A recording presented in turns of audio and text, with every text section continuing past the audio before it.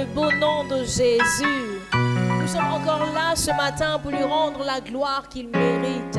Nous venons avec des cœurs pleins de reconnaissance pour louer et adorer ce Dieu qui nous aime particulièrement. Comme jamais aucun homme ne nous aimera.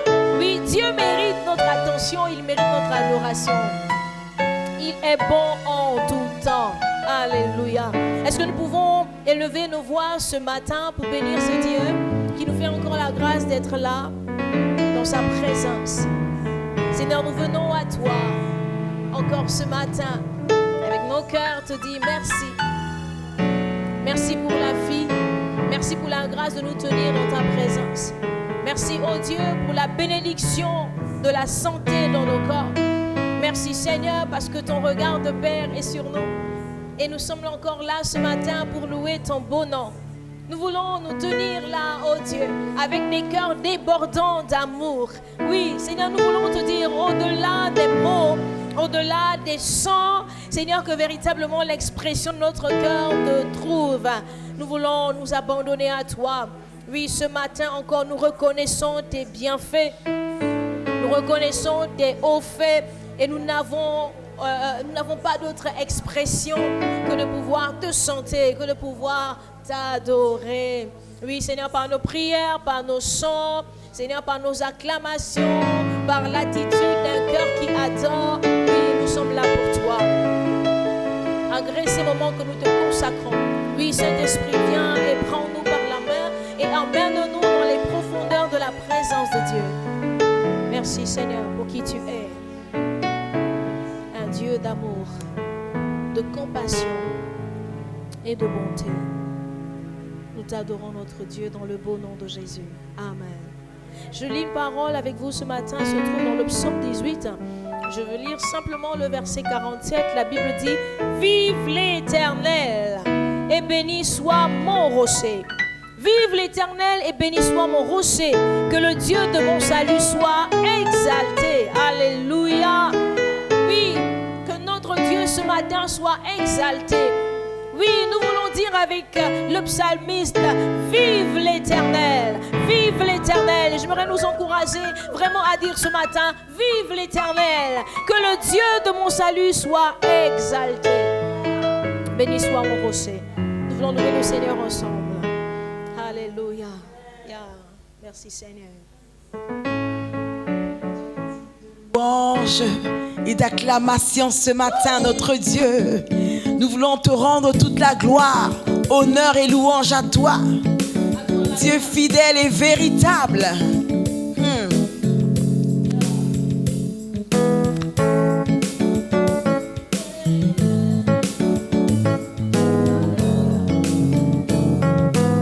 Nous disons honneur et gloire à l'agneau de Dieu. Honneur et gloire, force et victoire, appartiennent à l'ancien des jours. Appartiennent à l'ancien des jours. Honneur et gloire à l'agneau de Dieu. Honneur et gloire, force et victoire, appartiennent à l'ancien des jours. Appartiennent à l'ancien des jours. Que toute nation, la création tout entière, rende honneur à l'ancien des jours. Rende honneur à l'ancien des jours. Que toute nation, la création, rende honneur à l'ancien des jours. Rende honneur à l'ancien des jours. Honneur et gloire, disons-le encore ce matin. Honneur et gloire, force et victoire, appartiennent à l'ancien des jours. Appartiennent à l'ancien des jours. Et que toute nation, le Gabon tout entier, rende honneur à l'ancien des jours. À l'ancien des jours. Oh, toute langue au ciel et sur terre publiera ta splendeur, tout genou fléchira devant ton trône de gloire. Tu seras exalté, Seigneur. Et ton royaume durera toujours. Ton royaume durera toujours. Ô ancien des jours. Et nous le proclamons avec force et victoire. Nous disons toute langue au ciel et sur terre.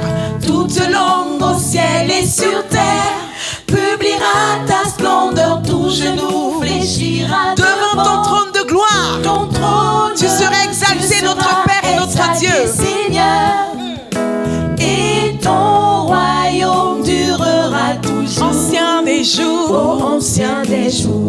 Oh, est-ce qu'on peut l'acclamer? Ce Dieu fidèle et véritable, il est digne de louange.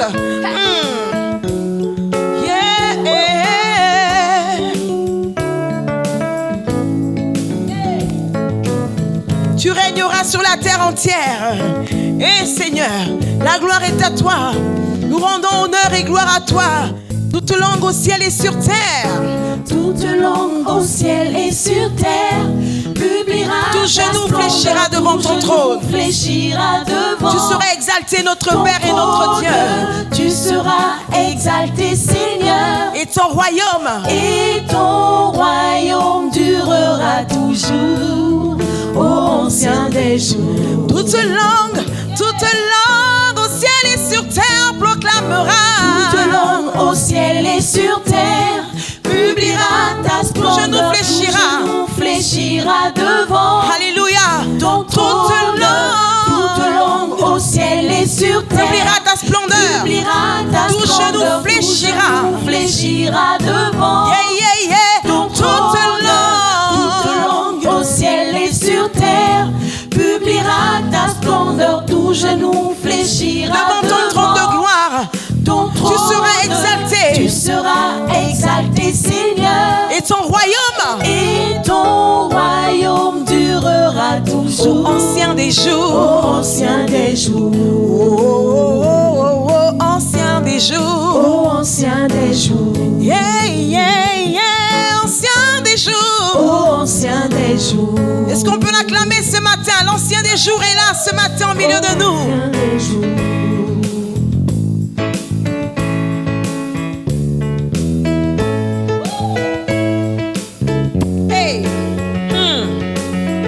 Nous chantons tous à l'ancien des jours ce matin.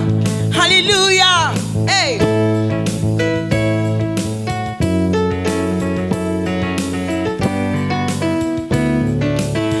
Oui, tu régneras, Seigneur. Oui, tu régneras sur la terre entière.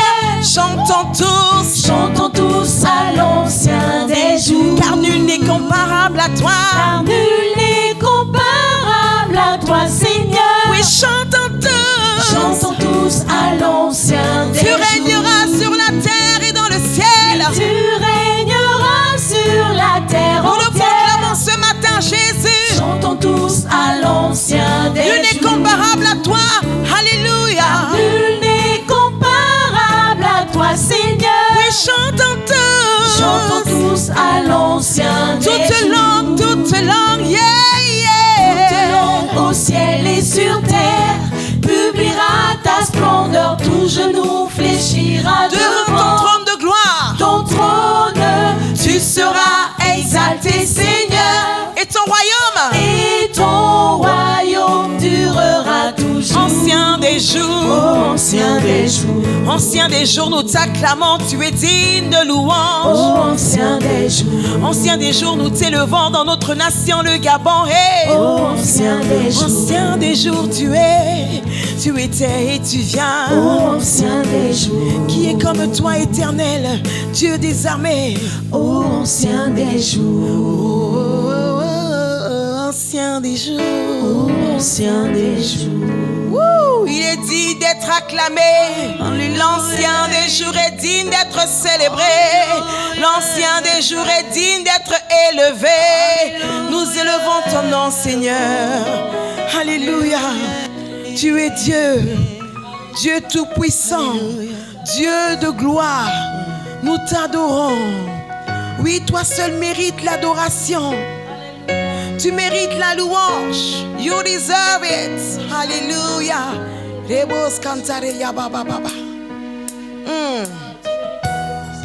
Jésus, Jésus, Jésus.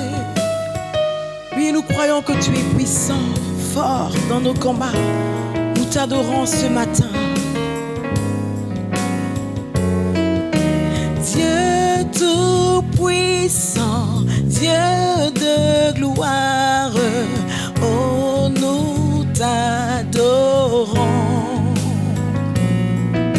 Dieu tout-puissant, Dieu de gloire, oh nous t'adorons. acclamons-le. Dieu tout-puissant, Tu es digne. Dieu de gloire. Nous t'adorons, Seigneur. Oh, nous t'adorons. Dieu tout-puissant. Dieu tout-puissant, Seigneur. Dieu de gloire. Nous t'adorons. Nous t'adorons. Dieu tout-puissant. Tout-puissant, Dieu de gloire. Tu es adoré. Oh, nous Adoré. t'adorons. Dieu tout-puissant. Tout-puissant, Dieu de gloire.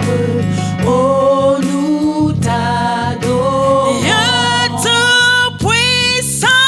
Dieu tout-puissant, Dieu de gloire. T'adorons. Oh, nous Ton t'adorons. peuple t'adore ce matin et dit Dieu tout-puissant. Dieu tout-puissant, Dieu de gloire. Dieu de gloire.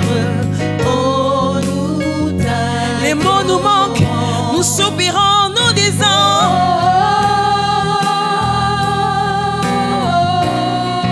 nous t'adorons.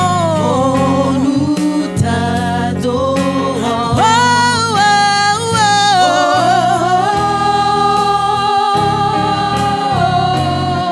oh. Nous t'adorons. Oh, nous t'adorons. Toi seul est digne d'adoration ce matin. Qui est comme toi, Jésus. Nous t'adorons. Dieu tout-puissant, fort dans nos combats. C'est par toi que nous avons la victoire.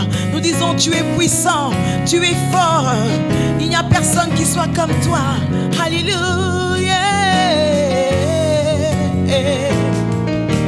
Dieu tout-puissant, Tout-puissant, Dieu de gloire, Dieu de gloire. nous t'adorons. Oh, nous t'adorons. Dieu tout-puissant, Dieu tout-puissant, Dieu de gloire, de gloire. sois adoré ce matin. Oh, nous t'adorons. Dieu tout-puissant, yeah. Tout-puissant, Oui, Dieu de gloire, de gloire. nous t'adorons. Oh, nous t'adorons. Oh, oh, oh.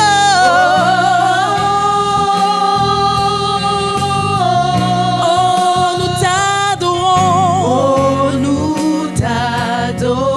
Oh, oh, oh,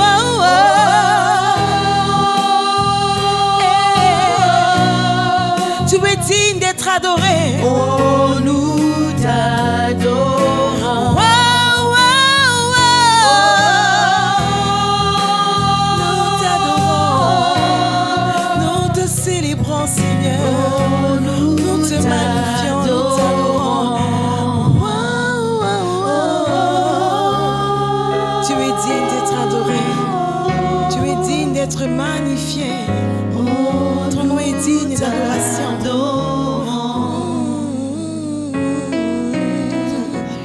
Toi seul est digne, Seigneur. Oui, nous t'adorons, Seigneur. Seigneur, tu m'as créé pour t'adorer. Je vis, c'est pour t'adorer. Je vis, c'est pour glorifier ton nom, Seigneur. Je vis, c'est pour élever le nom de Jésus-Christ. Alléluia. Je vis, c'est pour exalter ton nom. Ce matin, Seigneur, avec les anges, nous exultons de joie, Seigneur, devant ta présence. Alléluia.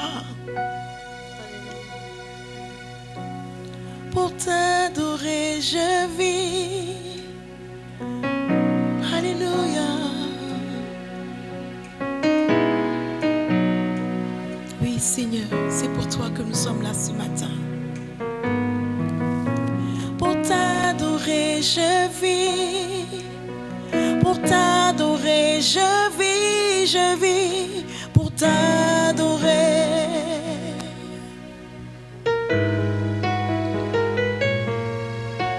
Pour t'adorer, je vis.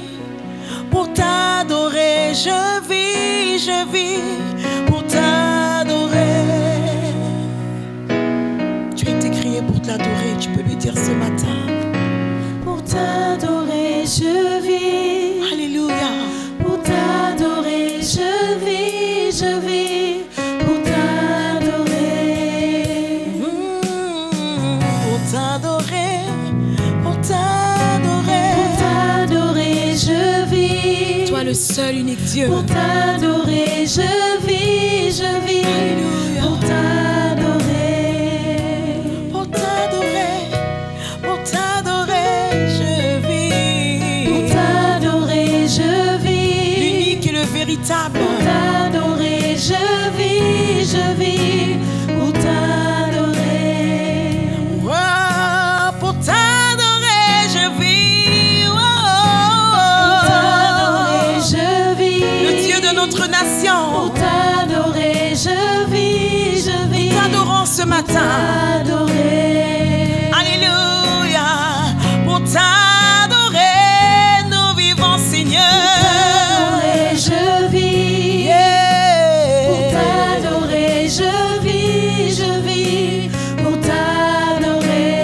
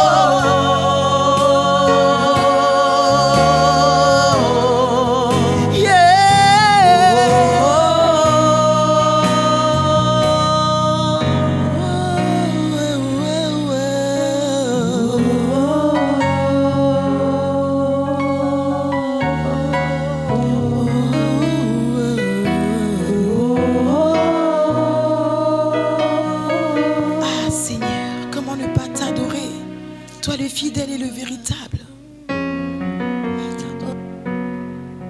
Alléluia.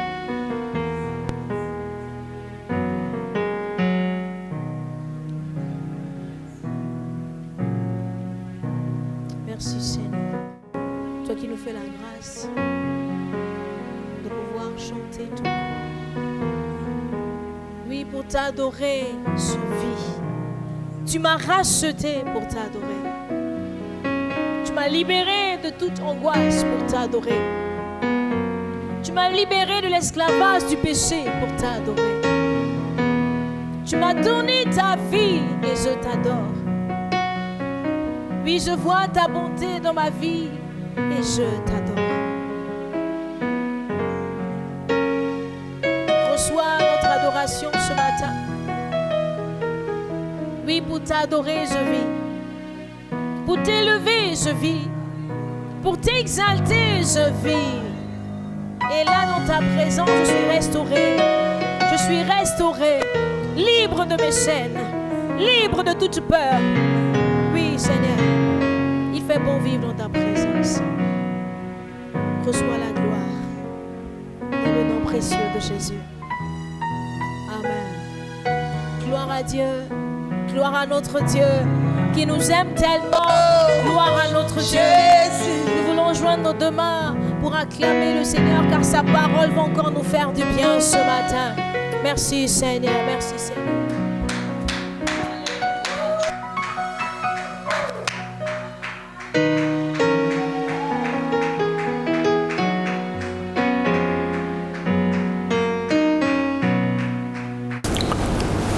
Shalom, bien-aimés dans le Seigneur, béni soit celui qui vit éternellement, le Dieu Tout-Puissant qui nous fait la grâce d'être ensemble pour le célébrer, pour le glorifier. Alléluia. Que la paix de Dieu soit avec vous. Shalom, shalom. Soyez bénis dans cette atmosphère de louange et d'adoration. Nous sommes toujours privilégiés de prendre part à ces moments. Alléluia. Que le nom du Seigneur soit glorifié ce matin alors que nous nous apprêtons à partager sa parole. Nous voulons encore lui demander de nous rafraîchir par sa fraîche rosée. Nous voulons que sa parole soit comme une fraîche rosée qui descend sur nous et qui vient apporter de la vie, qui vient arroser notre terre, c'est-à-dire nos cœurs, et qui apporte de la vie à l'intérieur de nous. Alléluia. Je vous invite à prier. J'aimerais qu'ensemble nous élevons la voix pour disposer toutes choses afin que son esprit puisse encore nous faire de bien au travers de sa parole. Merci Saint-Esprit, merci Seigneur Jésus. Nous croyons que chaque fois que nous nous tenons dans ta présence pour ouvrir le livre, tu nous parles. Assurément, tu as un mot, tu as une parole pour nous, Seigneur. Comme l'a déclaré Seigneur, ce centenier dit seulement une parole et on sera guéri. En fait, il a dit seulement une parole et il sera guéri en parlant de son serviteur. Seigneur, nous aussi, nous avons besoin de ta parole pour être guéris. Nous avons besoin de ta parole pour être fortifiés. Nous avons besoin de ta parole pour être encouragés. Nous avons besoin de ta parole pour être consolés. Merci pour ce jour. Merci pour les grâces que tu as disposées, Seigneur, en cette journée. C'est la journée que tu as faite et elle est pour nous un sujet de joie et d'allégresse. Béni soit ton Saint-Nom, au nom de Jésus-Christ. Amen. Gloire soit rendue à Dieu qui fait toutes choses bonnes et parfaites en son temps. Nous voulons poursuivre encore une fois de plus sur notre thème et probablement finir avec cela aujourd'hui. Notre thème, né pour triompher. Cela fait plusieurs semaines que nous en parlons maintenant. Né pour triompher. Dieu nous a appelés à triompher. En fait, il nous a donné déjà la nature qui est censée nous permettre, nous aider à triompher du monde, triompher du malin, triompher de la chair. Et notre texte de base est bien évidemment 1 Jean chapitre 5 verset 4. Je le rappelle, il est écrit « Parce que tout ce qui est né de Dieu triomphe du monde. Et la victoire qui triomphe du monde, c'est notre foi. » Alléluia. Notre foi est la victoire qui nous permet de triompher. Alléluia. Et donc nous sommes nés de Dieu, et parce que nous sommes nés de Dieu, parce que nous avons reçu Jésus, nous avons une nouvelle nature en nous qui nous rend triomphants du monde et de tous ses attraits. Alléluia. Et pendant les semaines précédentes, nous avons parlé de triompher du monde. Nous avons parlé aussi de triompher des ruses et des attaques du diable, en disant que nous sommes dans le monde et nous n'appartenons pas au monde. Le monde a des valeurs, a des pensées qui sont opposées très souvent aux pensées du royaume de Dieu, à la foi chrétienne. Et nous avons dit, en ce qui concerne le deuxième sous-thème, triompher des ruses et des attaques du diable, que bien que nous ne voulons pas faire l'apologie du diable, nous ne devons pas cependant négliger ses capacités, nous ne devons pas le sous-estimer, parce qu'il met parfois des embûches sur nos chemins, comme il a fait avec les apôtres. Il a tout fait pour empêcher la propagation de l'évangile. Alléluia. Et donc nous avons parlé de cela et nous avons donné quelques recommandations qui permettent de tenir bon et surtout de triompher face aux ruses et aux attaques du diable. Aujourd'hui, nous voulons parler dans le sous-thème 3 de triompher de la chair. Alléluia.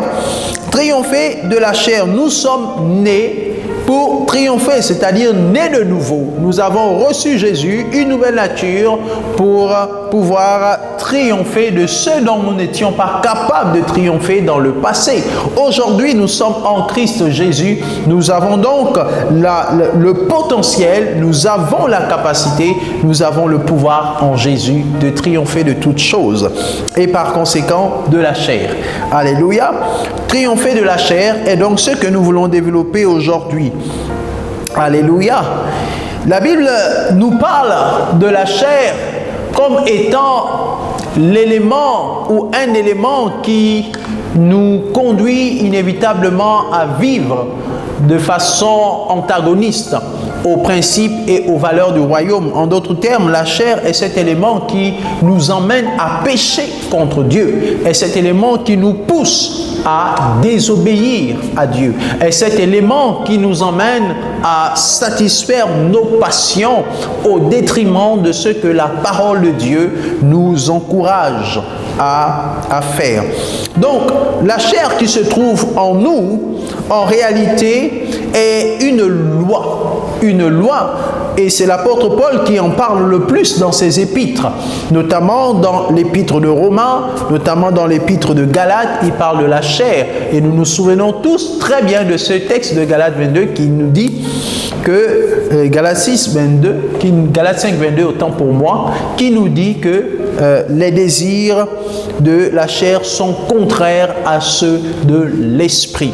Donc, la chair, dans les textes que nous allons lire, en réalité, est plus ou moins présentée comme une loi, la loi du péché qui habite en nous. D'ailleurs, plusieurs théologiens estiment que chair est égale loi du péché qui habite en nous et qui nous pousse à commettre les péchés, c'est-à-dire les actions de désobéissance vis-à-vis de la parole de Dieu. Et au travers de ce message, nous voulons encourager une personne qui se trouve en difficulté, qui lutte avec elle-même, qui se bat chaque jour avec sa chair et qui a du mal à triompher. La parole de Dieu nous dit que si nous sommes nés de Dieu, alors nous pouvons triompher, et c'est notre foi qui nous emmène à avoir cette victoire, c'est notre foi qui nous emmène à avoir ce triomphe.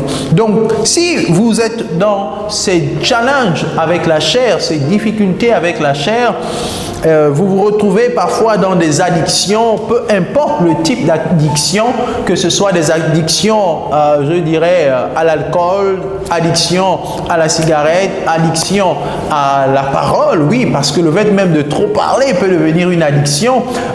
Les querelles dans la vie d'une personne peut être quelque chose qui freine son développement, et donc ça peut être nuisible, et ça provient de la chair. Les jalousies, les animosités, l'envie, vous enviez, vous avez un problème avec votre estime, l'estime de soi. Vous n'arrivez pas à vous valoriser, mais vous enviez les autres. Et cette envie-là vous pousse parfois à des mauvaises pensées, vous pousse à des mauvaises actions. Alors comprenez que votre chair est en train de vous faire pression.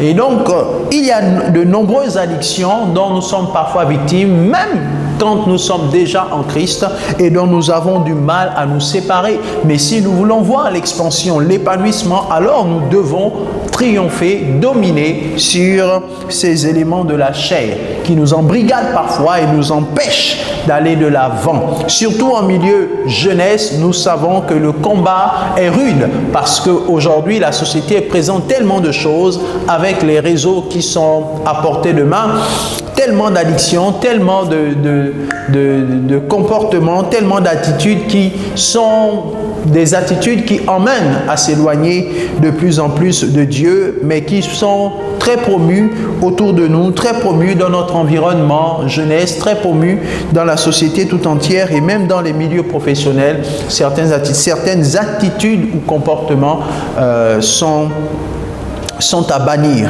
Alléluia. Donc, triompher de la chair, c'est triompher de la loi du péché qui habite en nous. Alléluia. Souvenez-vous de ce que Jésus a dit aux disciples. Dans Matthieu 26, verset 41, Jésus lorsqu'il s'est retrouvé avec les disciples à la montagne de Gethsémane, la Bible nous dit qu'il a pris ensuite Pierre, Jacques et Jean, les trois qui étaient les plus proches, et il s'est éloigné avec eux un peu plus loin dans la montagne pour prier au jardin de Gethsémane. Et Jésus les a laissés à un certain niveau et il s'est encore avancé pour prier, lui seul. Et après avoir prié, il est revenu et il a vu les disciples en train de dormir.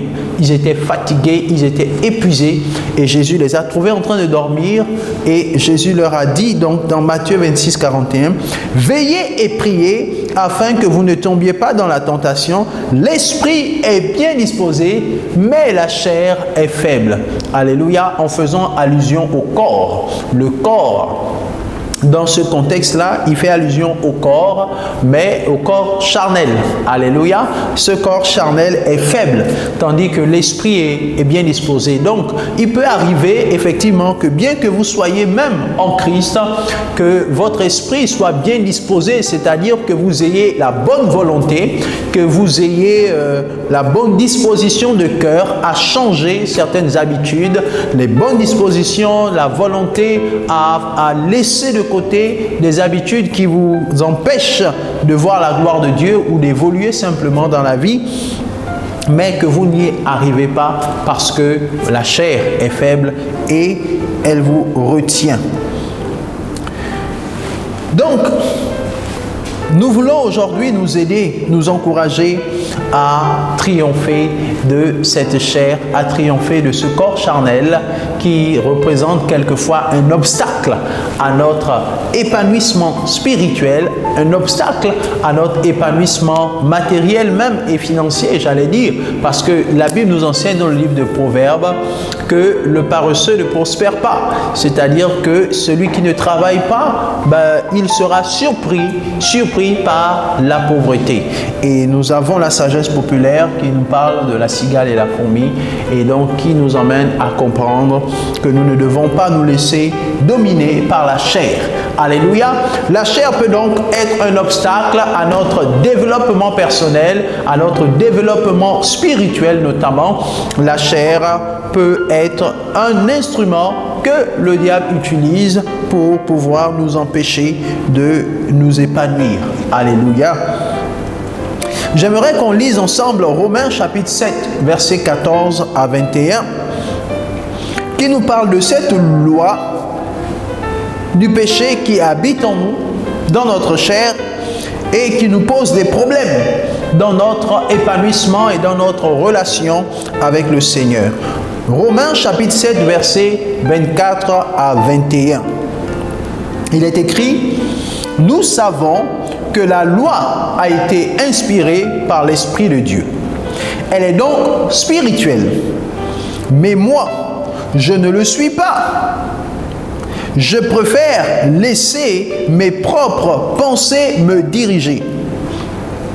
Et voilà pourquoi je suis comme un homme livré à lui-même, à la merci du péché, comme un esclave entre ses mains. » Alléluia. Voici ce que nous dit le premier verset, le verset 14. C'est l'apôtre Paul qui parle. Je pense que je suis probablement dans la version parole vivante ou parole de vie, qui est parfois un peu plus explicite. Alléluia. Mais même si vous êtes dans la version Louis II, il n'y a pas de problème, vous pouvez suivre parfaitement. Donc ce premier verset 14 nous indique déjà ce dont quoi parle l'apôtre Paul. Il parle du fait que nous soyons à la merci du péché comme un esclave entre ses mains. Verset 15 et suivant. Vraiment, je ne me comprends pas moi-même. Mon comportement me désoriente et je ne reconnais pas mes propres actes. Ma façon d'agir me paraît étrangère à moi-même. Je fais non ce que ma volonté a décidé, mais ce que je déteste et que mon sens moral réprouve. Par mes convictions intimes, je rends hommage à la loi. Mon être profond l'approuve et en reconnaît l'excellence. Mais c'est plus fort que moi. Je ne puis faire autrement. Le véritable acteur, ce n'est donc plus moi, mais c'est le péché qui s'est installé, qui s'est installé en moi. C'est lui qui me pousse irrésistiblement à de mauvaises actions. Par expérience, je sais qu'en moi, c'est-à-dire dans mon être naturel, n'habite rien de bon. Ce n'est pas la bonne volonté qui me manque, c'est plutôt la force de réaliser mes bonnes intentions. Je n'arrive pas à accomplir le bien que je me propose et je commets malgré moi le mal que j'étais pourtant décidé à éviter. Si donc je fais ce que je ne veux pas, je ne suis pas vraiment maître de moi-même. Celui qui me gouverne et me fait agir, ce n'est plus mon moi, c'est le péché qui a élu domicile en moi. Je vis en constante contradiction avec moi-même. Je voudrais faire le bien, mais je constate que seul le mal est à ma portée et je ne puis résister à ses sollicitations. Mon être intérieur adhère de tout cœur à la loi divine. Il en approuve joyeusement les exigences. Cependant, je suis bien obligé de constater en mon corps l'empreinte d'une autre loi. Mes facultés humaines sont régies par un principe opposé à celui de ma raison et qui me met sans cesse en conflit avec la loi de ma conscience. Et cette force mauvaise me domine, si bien que je me retrouve prisonnier sous la férule du péché qui est à l'œuvre dans mes membres. Quel déchirement terrible, infortuné que je suis!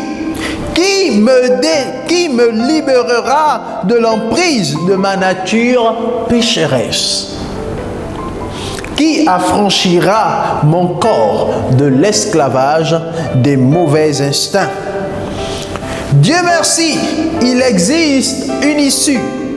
Dieu lui-même m'a délivré par Jésus-Christ notre Seigneur.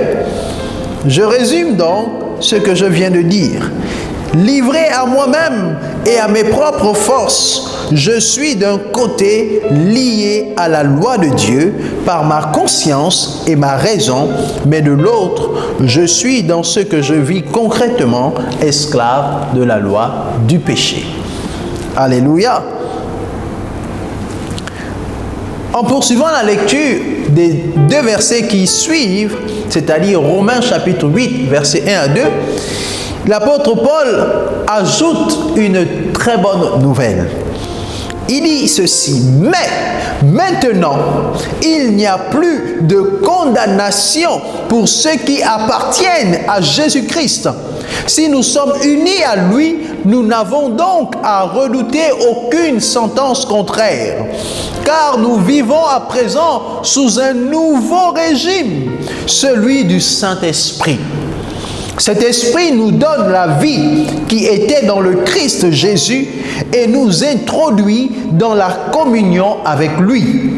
Cette puissance vivifiante de l'esprit me soulève hors du cercle vicieux du péché et de la mort. Cet ordre nouveau me permet d'échapper au régime du mal qui me menait à la ruine. Alléluia! Quelle très bonne nouvelle, la fin de ce texte. Du moins, c'est quelques versets que nous venons de lire dans Romains 8, versets 1 à 2. Alléluia, c'est une très bonne nouvelle. Cela montre effectivement que Jean a tout à fait raison. Nous sommes nés de nouveau pour triompher. En fait, nous avons la capacité de triompher. Et c'est à cette conclusion que l'apôtre Paul arrive. Au préalable, dans les premiers versets que nous avons lus dans Romains chapitre 7, de 14 à 25, il décrit une loi qui habite en nous. et qui en réalité fait partie de ce que nous appelons la chair. Il parle de la loi du péché qui habite en moi et qui m'empêche de faire la volonté de Dieu parfaitement, qui m'empêche de faire même ce que je veux, parce que je me retrouve parfois contraint de faire ce que je ne veux pas. Lorsque je veux faire le bien, le mal s'attache à moi. Et donc, ce que l'apôtre Paul présente, cette loi-là, nous montre en fait ce que nous appelons un dualisme en théologie. Un dualisme entre l'esprit et la chair. Il y a donc une tension. Le dualisme est une tension entre deux choses. C'est une opposition permanente et constante entre deux choses. Alléluia. Un peu comme le ciel et la terre sont parfois en opposition. Un peu comme le royaume des cieux est permanemment opposé au royaume des ténèbres et vice-versa. Le royaume des ténèbres est permanemment opposé au royaume de Dieu. Il y a une tension, une opposition permanente entre ces deux. Et l'apôtre Paul nous fait comprendre donc qu'il y a un dualisme entre l'esprit et la chair. Il y a une tension permanente entre l'esprit et la chair. L'esprit veut nous emmener à gauche, la chair veut nous emmener à droite. Pendant que quand l'esprit veut nous emmener à droite maintenant, la chair veut nous emmener à gauche.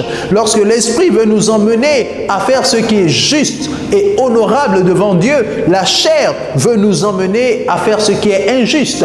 Lorsque l'esprit veut nous emmener à obéir, la chair veut nous emmener à obéir. Parce que la chair a ses propres désirs, elle a ses propres convoitises, et ses propres désirs ne sont pas nécessairement les désirs de Dieu. Alléluia. Et donc, nous nous retrouvons en permanence dans ce dualisme. Nous nous retrouvons en permanence dans cette tension, quand bien même nous sommes en Christ. Mais la bonne nouvelle, c'est que nous devons prendre conscience de notre nature. La Bible nous dit que, en réalité, quand nous ne sommes pas en Christ, nous sommes esclaves de cette nature pécheresse. Quand nous ne sommes pas en Christ, oui, la chair a raison de dominer sur nous.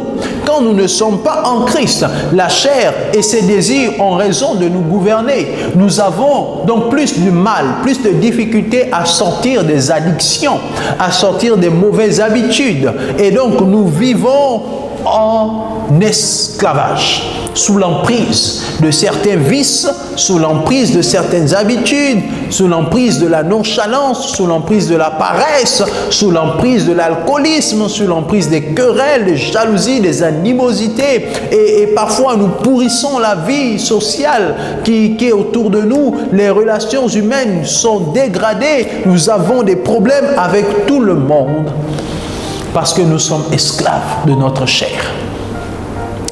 Mais notre nouvelle nature en Christ, et c'est ça qui est important, c'est cette bonne nouvelle. La nouvelle nature que nous avons en Christ nous permet de triompher de la chair.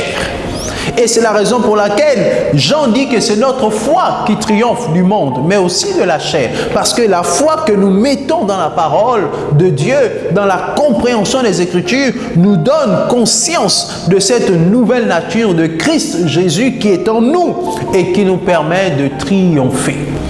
Alléluia. Et donc, en réalité, quand je suis né de nouveau, je ne suis plus esclave et je n'ai donc plus de raison de me laisser asservir. Je dois moi-même maintenant prendre conscience, avoir une volonté ferme et me laisser porter par l'Esprit de Dieu. Parce que l'apôtre Paul dit que l'Esprit qui était avec Christ, que cet Esprit-là véhicule en nous la vie de Christ.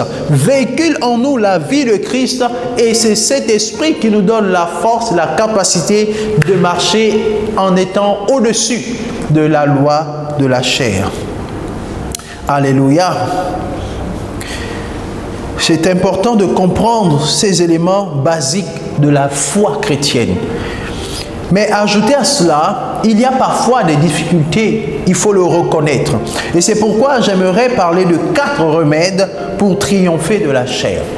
4 éléments importants pour triompher de la chair. C'est-à-dire lorsque nous nous sentons acculés, lorsque nous nous sentons tentés dans notre chair, lorsque nous sentons que nous avons perdu du terrain et que nous avons l'impression de reculer dans notre foi, lorsque nous nous sentons plus attirés par les choses charnelles que par les choses spirituelles, alors nous devons faire attention. Et voici 4 éléments que je propose pour nous aider. Alléluia, pour nous aider. Le premier élément des 4 remèdes pour triompher de la chair, c'est le jeûne et la prière. Alléluia, le jeûne et la prière. Le jeûne est un bon remède pour pouvoir vaincre la chair. Oui, parce que la chair se nourrit et par conséquent, lorsque nous la privons de ce qu'elle aime notamment, eh bien, ce qui se passe, c'est qu'elle s'affaiblit. Et lorsqu'elle s'affaiblit, l'esprit se dispose mieux. Et le jeûne a donc la particularité de nous aider à mieux disposer notre esprit. Pour que notre esprit soit à mesure de capter les choses de Dieu, soit à mesure de mieux communiquer avec Dieu, alors le jeûne, oui, nous facilite cela. Et en cela, le jeûne peut être une bonne solution pour pouvoir triompher de la chair. Quelquefois, il faut crucifier la chair. Alléluia. Notre christianisme ne doit pas se limiter à des temps de jeûne collectif de toute l'Église. Non, de façon individuelle et personnelle, il peut arriver que nous-mêmes décidions de prendre un jour de jeûne. Alléluia. 2 jours de jeûne, 3 jours de jeûne, pour pouvoir nous refaire une santé spirituelle. Parce que le jeûne nous permet de crucifier la chair, d'avantager l'esprit pour que l'esprit puisse prendre le dessus. Nous avons quelques exemples dans la parole de Dieu du jeûne et la prière. Actes chapitre 13, verset 3. Il s'agit des apôtres, des docteurs et des prophètes qui étaient dans l'église d'Antioche. Et la Bible nous dit que pendant qu'ils étaient dans le jeûne et la prière, le Saint-Esprit a parlé et a dit « Mettez-moi à part Paul et Barnabas pour l'œuvre à laquelle je les ai appelés. » Et donc dans Actes 13, verset 3, il est écrit « Après jeûner et prier, ils leur imposèrent les mains et les laissèrent partir. » Donc, quand ils ont terminé leur temps de jeûne et prière, ils ont obéi à l'instruction du Saint-Esprit et ils ont imposé les mains à Paul et Barnabas et ils les ont laissés partir en mission. Donc, nous constatons que c'est pendant qu'ils étaient en jeûne et en prière. Alléluia. Donc, ils étaient en train de favoriser leur vie spirituelle. Et pendant qu'ils étaient dans ce moment de jeûne et prière, le Saint-Esprit leur a parlé. Ceci nous montre qu'ils avaient conscience de la nécessité de jeûner et de prier. Ils étaient dans le jeûne. Alléluia. Donc le jeûne peut aider. Nous avons encore un autre exemple, c'est l'apôtre Paul lui-même dans 2 Corinthiens 11, verset 27. Il dit « J'ai été dans le travail et dans la peine, exposé à de nombreuses veilles, à la faim et à la soif, à des jeûnes multipliés. Ensuite au froid et à la nudité. » Donc, il parle de son expérience. Il a été soumis à des jeûnes multipliés. Donc, pas un jeûne, mais plusieurs jeûnes. Il a dû, pendant tout le long de son ministère, avoir des temps de jeûne et de prière. Alléluia. Dans Luc 2, verset 37, on nous parle de Anne, qui était une femme veuve, mais une femme veuve qui servait dans le temple. Acte 2, Luc, autant pour moi, chapitre 2, verset 37, dit que, restée veuve et âgée de 84 ans, elle ne quittait pas le temple. Et elle servait Dieu nuit et jour dans le jeûne et dans la prière. Alléluia. Donc, voici encore un exemple de personnes entièrement consacrées à Dieu. Anne avait 84 ans, mais elle continuait à servir Dieu dans le jeûne et à la prière. Et toi, aujourd'hui, tu n'as même pas encore 50 ans, tu te considères déjà si vieux et tu ne peux plus jeûner. Alléluia, tu ne peux plus jeûner. Mais la Bible nous dit que Anne avait 84 ans et pourtant, elle continuait à servir Dieu dans le jeûne et la prière. Alléluia. Et Jésus lui-même a parlé du jeûne et la prière. À un moment donné, les pharisiens sont venus lui poser la question en lui disant que mais nous voyons les disciples de Jean jeûner. Mais toi, tes disciples, ils ne jeûnent jamais. Ils ne jeûnent jamais. Et Jésus leur a répondu en disant que les amis de l'époux n'ont pas besoin de jeûner quand ils sont avec l'époux. Mais un moment viendra où l'époux leur sera enlevé et alors ils jeûneront. Et c'est ce qui s'est passé. Pendant que les apôtres étaient avec Jésus, ils n'avaient pas besoin de jeûner.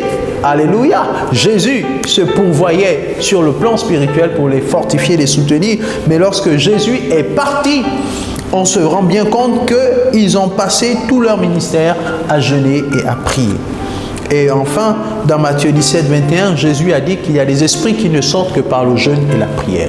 Donc, le jeûne et la prière sont des bons remèdes pour triompher de la chair, pour crucifier la chair et permettre à notre esprit de prendre le dessus. Alléluia. Nous constatons donc que notre nature est faite. Oui, est-ce que je peux jeûner souvent? Oui, tu peux le faire parce que tu as le Saint-Esprit et le Saint-Esprit te fortifiera, le Saint-Esprit t'aidera pour pouvoir y arriver. C'est en cela que oui, nous sommes nés pour triompher. Deuxième élément important, deuxième remède important, c'est d'assainir les pensées. Pour pouvoir vaincre la chair, il faut assainir ses pensées. Parce que la Bible dit, et c'est Jésus qui le dit, que c'est du cœur que viennent les mauvaises pensées. Alléluia. Et les mauvaises pensées, en général, nous poussent à de mauvaises paroles et à de mauvaises actions. Vous voyez, la chair, lorsqu'elle se lève, il y a comme des pulsions qui nous poussent. Et là, c'est difficile à contrôler, à maîtriser. Et tout de suite, elle suscite en nous des pensées. Et parfois, comme Jésus l'a dit, la convoitise commence par les yeux. Ce que nous avons vu déclenche en nous des pensées. Et les pensées, ensuite, quand ils sont mûris dans le cœur, quand elles sont mûries dans le cœur, autant pour moi, elles nous poussent à de mauvaises actions. Donc, assainir les pensées, c'est important. Matthieu chapitre 15, verset 19. Il est écrit, en effet, c'est du cœur de l'homme que proviennent les mauvaises pensées qui mènent au meurtre, à l'adultère, aux liaisons dépravées, au vol, au témoignage, aux calomnies, aux injures contre Dieu, etc. C'est ce que j'étais à peine en train d'expliquer. Ensuite, nous devons savoir que la parole de Dieu est le bon remède. C'est la parole de Dieu qui est le remède pour assainir nos pensées. La parole de Dieu juge et assainit les mauvaises pensées. Parce que la chair, alléluia, suscite en nous les mauvaises pensées. La chair se nourrit de ces mauvaises pensées pour nous pousser à de mauvaises actions. Si nous parvenons à assainir régulièrement nos pensées, alors nous aurons plus de force pour vaincre la chair. Hébreux chapitre 4 verset 12 nous dit que la parole de Dieu est vivante. Elle est pleine de force. Version parole de vie. Elle coupe mieux qu'une épée qui coupe des deux côtés. La parole de Dieu entre en nous en profondeur. Elle va jusqu'au fond de notre cœur, jusqu'aux articulations et jusqu'à la moelle. Elle juge les intentions et les pensées du cœur. Voilà comment la parole de Dieu travaille au-dedans de nous pour nous aider à assainir nos pensées. Elle vient, elle pénètre à l'intérieur de nous et c'est pourquoi elle fait mal parfois. Oui, la vérité de la parole de Dieu nous fait mal parce qu'elle rentre, elle pénètre, elle va toucher l'intérieur. Alléluia. Elle va séparer même jointure et moelle. Donc, elle pénètre en profondeur en nous, elle va juger nos intentions et elle va juger les pensées de notre cœur. Donc, c'est la parole de Dieu qui va venir assainir nos pensées. Et lorsqu'elle assainit nos pensées, elle nous rend capables de dominer sur notre chair parce qu'elle remplace les mauvaises pensées par les bonnes pensées des promesses de Dieu pour nous. Alléluia. Éphésiens chapitre 4, versets 7 à 8 nous dit ceci. En tout cas, frères et sœurs, version parole de vie toujours, voici ce qui doit vous intéresser. tout ce qui est vrai et mérite d'être respecté, tout ce qui est juste et pur, tout ce qu'on peut aimer et approuver, tout ce qui est très bon et ce qui mérite des félicitations. Que cela soit l'objet de vos pensées. Alléluia. Et où les trouve-t-on cela? Où trouve-t-on ce qui est vrai? Où trouve-t-on ce qui mérite d'être respecté? Où trouve-t-on tout ce qui est juste et pur? Où trouve-t-on tout ce qu'on peut aimer et approuver? Où trouve-t-on tout ce qui est bon et qui mérite d'être félicité? Où trouve-t-on cela, les amis? Nous ne trouvons cela que dans la parole. C'est la parole de Dieu qui nous aide à développer des pensées honorables. C'est la parole de Dieu qui nous aide à développer des pensées qui, lorsque elles nous poussent aux actions, ces actions-là, ensuite sont félicitées du plus grand nombre de personnes, du moins de ceux qui ont les valeurs. Alléluia. Donc, un bon remède, c'est assainir ses pensées avec la parole de Dieu. Lorsque les mauvaises pensées traversent votre esprit, cherchez les paroles de Dieu qui viennent contrecarrer ces pensées et tenez-vous à cela dans la prière pour qu'elle s'incruste en vous. Mémorisez la parole pour qu'elle s'incruste en vous et vous donne le dessus dans vos pensées sur la chair. Alléluia. Elle vous permet de triompher. Si vous êtes né, vous avez cette capacité. Ne dites pas que non, je ne connais pas la parole. Ne dites pas que je ne peux pas. Ne dites pas que je suis impuissant ou incapable. Non, vous le pouvez parce que vous êtes né de Dieu. Mais il vous faut pratiquer les bonnes astuces. Il vous faut avoir les bonnes habitudes pour y arriver. Troisième remède, la discipline. Je suis convaincu qu'on ne peut pas y arriver, on ne peut pas vaincre la chair sans avoir une discipline. Alléluia. Ce n'est pas possible. Si aujourd'hui nous avons grandi dans le Seigneur, c'est parce que nous avons été en quelque sorte disciplinés. Alléluia. Nous avons en quelque sorte été disciplinés. Nous nous sommes exercés à la discipline de nous soumettre à ce que nous disent les Écritures. C'est cela la discipline dont il est question. Se soumettre aux Écritures, considérer la parole de Dieu comme seule autorité sur notre vie. Non pas ce que les gens disent, non pas ce que les gens pensent, mais considérer que la parole de Dieu est la seule autorité qui gouverne nos vies. Waouh, c'est cela la plus excellente de toutes les disciplines. Et celui qui nous en parle dans la parole, justement, c'est l'apôtre Paul. Lorsqu'il conseille Timothée, il lui fait comprendre que c'est important de s'entraîner, c'est important de s'exercer. C'est une discipline de s'entraîner chaque jour, de s'exercer chaque jour, à développer la soumission à Dieu, à développer les valeurs que Dieu nous demande et qui sont inscrites dans sa parole. C'est une véritable discipline. Et croyez-moi, au vu de ma petite et modeste expérience, la discipline dans la méditation, dans la soumission à la parole de Dieu ne peut nous emmener qu'à grandir et à être victorieux, à triompher. Il y a un proverbe africain qui dit que seul celui qui a dormi au pied d'un arbre ou au pied de l'arbre est capable de dire si le gorille a hurlé dans la nuit. Comme pour dire que celui qui a dormi au pied de l'arbre est le seul. Les autres, s'ils n'ont pas dormi dans la brousse au pied de l'arbre, ne peuvent pas entendre. Alléluia. En quelque sorte, c'est celui qui a eu cette expérience, celui qui est passé par là, qui peut bien vous le dire. Je crois et je peux attester que la discipline dans la soumission aux Écritures nous emmène à triompher de quoi que ce soit du monde, que ce soit de la chair. Alléluia. 2 Timothée chapitre 2, versets 4 à 5. L'apôtre Paul dit: il n'est pas de soldat qui s'embarrasse des affaires de la vie s'il veut plaire à celui qui l'a enrôlé. Et l'athlète n'est pas couronné s'il n'a pas combattu suivant les règles. Donc, il y a des règles de discipline. Et celui qui veut remporter la couronne doit se soumettre à ces règles. Et il n'y a pas de soldat qui puisse s'embarrasser des affaires de la vie et ensuite plaire à son maître. Non, nous sommes comme des soldats devant le Seigneur. Nous nous sommes engagés à marcher avec le Seigneur. Et donc, nous sommes des soldats. Et en tant que soldat, ce qui fait un bon soldat, c'est d'abord le fait qu'il soit discipliné. Un bon soldat est discipliné. Alléluia.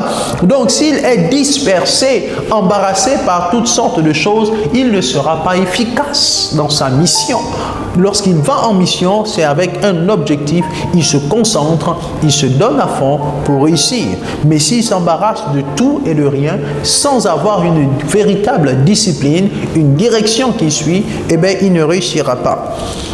Et donc, c'est pareil pour l'athlète. Il ne peut être couronné que s'il a combattu selon les règles. Alléluia. Si c'est la course de 100 mètres, ben, il faudrait qu'il se soit suffisamment entraîné pour pouvoir être apte et ensuite participer à la compétition pour remporter la couronne. Il n'y a pas d'athlète sans discipline. Aucun athlète ne peut un jour se lever et venir dire que je participe au JO par exemple s'il ne s'est pas suffisamment entraîné et s'il n'a pas vérifié s'il est capable de battre des records. Ce n'est pas possible. Tout passe par une discipline. Discipline, qui dit discipline dit entraînement. Qui dit discipline dit entraînement. Qui dit entraînement dit habitude. 1 Timothée chapitre 4 versets 7 à 8, c'est toujours Paul qui conseille Timothée et qui dit « Mais ferme ton esprit aux mythes impies et sans valeur. Ne t'occupe pas de ces contes de bonnes femmes qui n'ont rien à voir avec la vraie religion. » C'est-à-dire les contes profanes, etc. Il dit à Timothée de ne pas s'embarrasser de cela. Et ensuite, il lui dit, exerce-toi plutôt à rester spirituellement en forme. Entraîne-toi à rester attaché à Dieu et à amener une conduite qui corresponde à ta foi. Waouh! Exerce-toi, entraîne-toi. Et le verset 8 dit, l'exercice physique a son utilité, certes, mais elle est limitée. S'attacher à Dieu, par contre, s'entraîner à vivre sa foi, voilà qui est essentiel. Cela te sera utile à tout et en toutes circonstances. En effet, l'attachement à Dieu détient à la fois les promesses pour la vie présente et celles pour la vie future. Donc, il y a des mots qui reviennent très souvent. Entraîne-toi, exerce-toi à vivre sa foi. Exerce-toi, entraîne-toi. Donc, qui parle d'exercice, qui parle d'entraînement, parle de discipline. Alléluia. Donc, triompher de la chair nous oblige à être disciplinés. Alléluia. À savoir gérer le temps. La discipline, c'est savoir comment est-ce que nous investissons notre temps. Est-ce que je vais passer mon temps devant la télévision à suivre des films qui vont réveiller ma chair, qui vont réveiller mes pulsions et puis après vont me pousser à l'impudicité? Non, je dois discipliner mon esprit. Si ce n'est pas avantageux pour moi, alors je peux m'en détacher, je peux m'en séparer. Je ne dois pas être addict de ces choses-là. Les jeux vidéo, par exemple, vont me prendre beaucoup de temps. Pourquoi investir tout ce temps-là alors que j'aurais pu me discipliner à exercer ma foi en lisant la parole de Dieu, en écoutant des prédications, des témoignages, des choses qui nourrissent mon esprit, afin que mon esprit soit entraîné, pour qu'il soit plus fort que ma chair. Alléluia. Donc la discipline s'impose. Le temps, comment nous le gérons. Les relations humaines, comment est-ce que nous les gérons. Nous avons besoin de mettre de la discipline dans tout ça. Nos rapports avec nos frères et sœurs à l'église, comment est-ce que nous les gérons. Nous avons besoin de mettre de la discipline dans tout ça. La communion que nous avons avec le Saint-Esprit, nous avons besoin de mettre de la discipline. Alléluia. 4e point, la repentance. C'est incontournable. Triompher de la chair nous oblige à prendre conscience que la repentance est un outil. La repentance est un avantage. Le Seigneur nous donne la possibilité de nous repentir et non pas pour nous juger, non pas pour nous condamner, mais nous repentir pour pouvoir continuer à aller de l'avant. 1 Jean chapitre 5 verset 9 dit que si nous confessons nos péchés, il est fidèle et juste pour nous les pardonner. Alléluia. Et donc, Dieu est disposé, toujours disposé à nous pardonner. Et nous devons être conscients que la repentance est pour nous un outil. Ce n'est pas un instrument de condamnation, mais c'est un outil pour nous permettre de continuer à avancer et de ne pas nous laisser vaincre. Oui, il peut arriver que nous ayons chuté, il peut arriver que nous ayons commis des erreurs, il peut arriver que nous ne soyons pas disciplinés, il peut arriver que nous ne soyons pas capables de développer de bonnes pensées et nous laissons les mauvaises pensées. Il peut arriver que nous ayons posé de mauvaises actions. Mais tout cela ne peut pas nous bloquer si nous savons nous repentir et aller de l'avant. David n'était pas un homme parfait, mais Dieu l'a appelé l'homme selon son cœur, parce qu'il savait ensuite se relever, il savait se repentir. Alléluia. La repentance est un outil pour se relever et continuer à marcher. C'est en cela que nous triomphons, parce que nous ne nous laissons pas abattre. Oui, Dieu nous a donné une nature qui nous rend capables de triompher. Et Dieu a mis tout autour de nous les éléments qu'il faut afin que lorsque nous nous sentons même faibles, nous soyons toujours soutenus, nous soyons toujours encouragés pour ne pas baisser les bras et pour continuer parce que notre nature nous rend victorieux. Et le fait que nous ayons la foi en Jésus nous rend victorieux. Le Seigneur nous dit dans Hébreu qu'il y a une grande nuée de témoins qui nous environnent. Et justement, parce qu'il y a une telle nuée, nous ne pouvons pas nous permettre de laisser. Nous ne pouvons pas nous permettre d'abandonner. Non, nous devons continuer à avancer. Alléluia. Nous devons nous débarrasser de tout ce qui nous alourdit. Nous devons nous dépouiller de ce qui nous empêche d'avancer et nous devons continuer d'avancer. Et c'est ce que Hébreux 12, 1 nous dit. Nous donc aussi, puisque nous sommes environnés d'une si grande nuée de témoins, rejetons tout fardeau et le péché qui nous enveloppe si facilement et courons avec espérance dans la carrière qui nous est ouverte. La grande nuée de témoins, c'est nos frères et sœurs qui nous ont déjà précédés et qui sont déjà auprès du Seigneur, en train de nous attendre. Les anges qui sont là-haut sont aussi des témoins et ils sont là pour nous encourager. Ils sont là pour nous soutenir, un peu comme un athlète se trouve dans un terrain de sport, que ce soit dans le domaine du football ou dans l'athlétisme. Il y a un public qui est là et qui est témoin des exploits qui sont accomplis et ils sont là en train d'encourager, en train de pousser. Allez, vas-y, tu peux y arriver, continue d'avancer, relève-toi, si tu es tombé, relève-toi et continue. Je me souviens lors d'un JO, Jeux Olympiques, il y a un athlète qui au bout d'un moment s'est effondré, peut-être il a été bousculé, je ne me souviens plus, mais il y a un athlète qui s'est effondré, mais ce n'est pas pour autant qu'il s'est arrêté, il s'est relevé et il a continué la course jusqu'à rattraper les autres.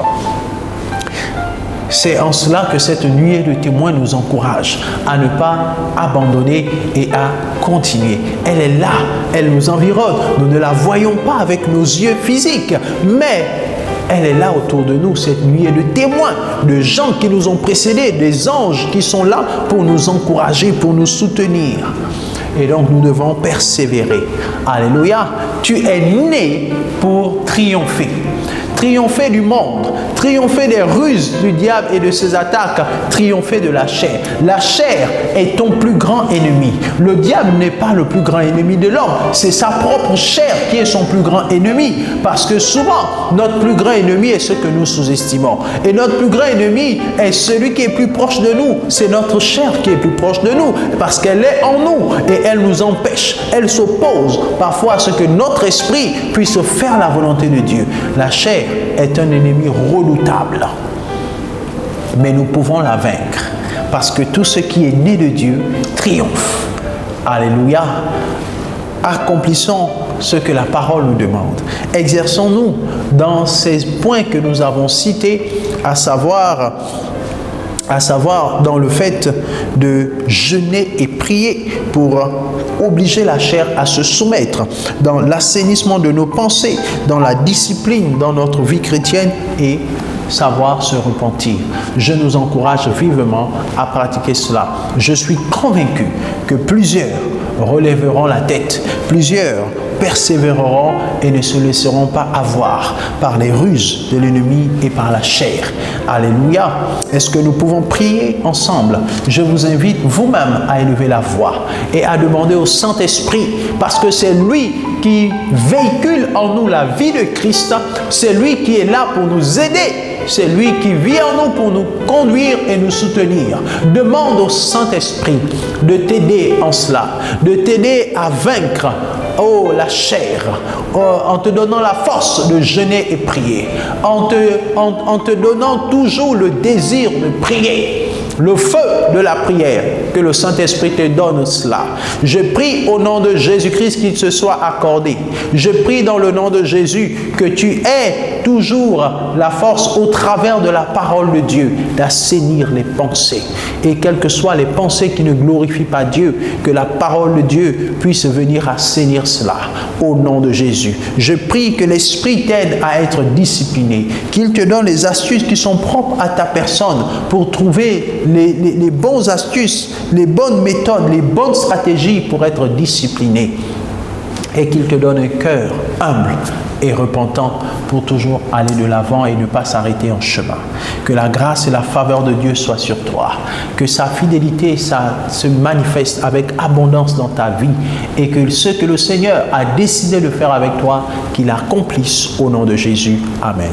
Que Dieu te bénisse. À très bientôt dans la paix et la grâce du Seigneur qui surpasse toute intelligence. Amen.